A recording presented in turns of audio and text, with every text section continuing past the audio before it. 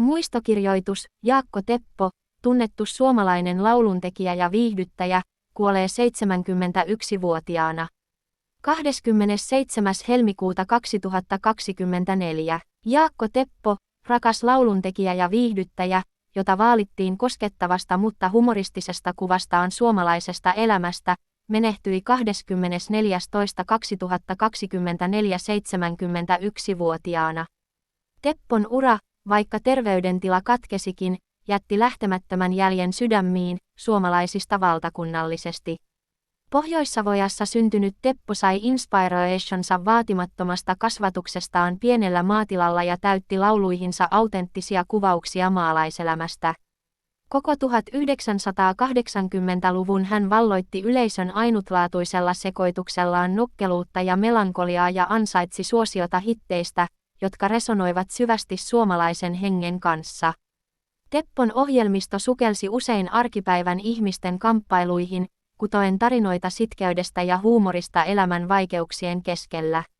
Hänen hahmonsa, erityisesti Toivo Ryynänen, vangitsi sitkeyden olemuksen vastoinkäymisissä ja muistutti ikonisia antisankareita, kuten Aku Ankkaa. Kappaleissa, kuten Hilmas Sedaktres ja Tiebul, Teppo yhdisti mestarillisesti olemassaolon ankarat riiliteetit kevyen huumorin kanssa tarjoten lohtua ja solidaarisuutta kuuntelijoille sukupolvien yli.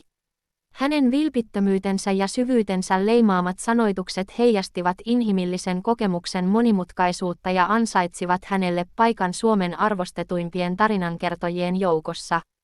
Huolimatta henkilökohtaisista vastoinkäymisistä, mukaan lukien perustamansa Piellysmies-lehden konkurssi, Teppo pysyi sinnikkäänä ammatissaan. Hänen viimeinen albuminsa, Perseauken District Inspector, joka julkaistiin vuonna 1995, on osoitus hänen horjumattomasta sitkeydestä ja luovasta näkemyksestään.